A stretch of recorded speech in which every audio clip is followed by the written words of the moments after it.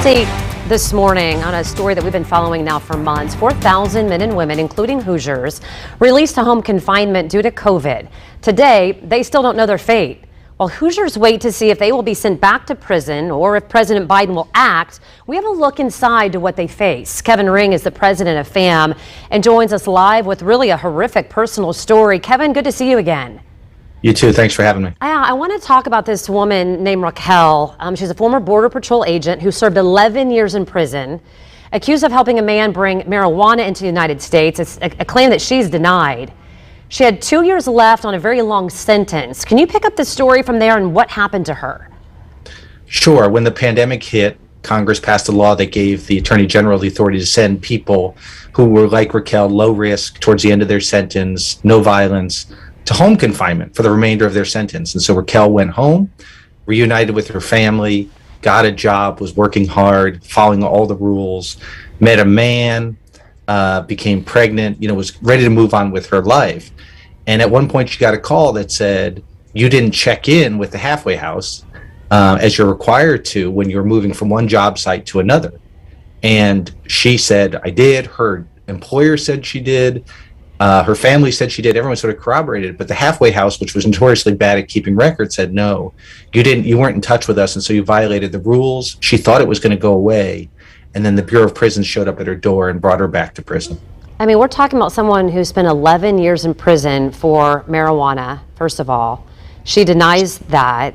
She's weeks out from having a baby. And her own employer said she was here. She didn't break the rules. She called it. How is that even possible in the United States of America?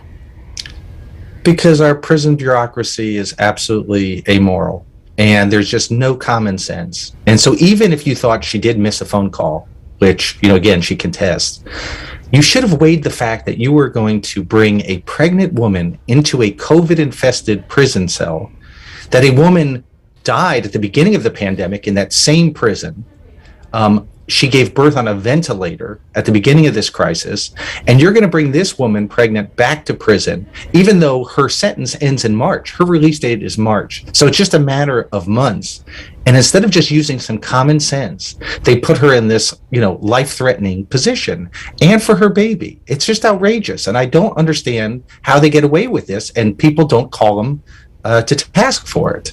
I try to, often I say I don't want to be an activist or I don't want to be a journalist, but I want to cry. And my heart hurts for her and her family and her children. And I want to know because I know that there are other Hoosiers that are watching, they're on home confinement. And they're trying to, they're nervous every day. Somebody doesn't call. They're trying to call. They're leaving voicemail saying, I'm trying to follow the rules. This is a bigger issue. And a lot of people are wondering why the Biden administration is not acting on these individuals. Well, first of all, it is outrageous that at a time where we are seeing murders and shootings rise in some of our major cities around the country, that the Biden administration would even consider wasting millions and millions of dollars reincarcerating these people who were sent to home confinement by the Trump administration, which was not soft on crime by any measure.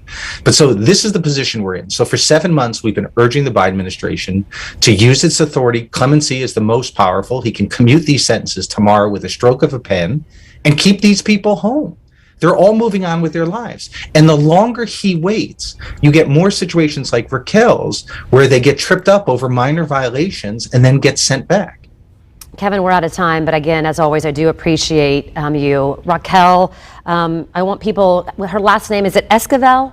Yes. So I want to make sure that people hear that name. And tell people, get involved, text HOME to 21333 and become an advocate. I know you can't, but others can, and we need help winning this fight. It's hard not to be, right, because I'm a human. But Kevin Ring with FAM, thank you so much. We appreciate it. Thank you.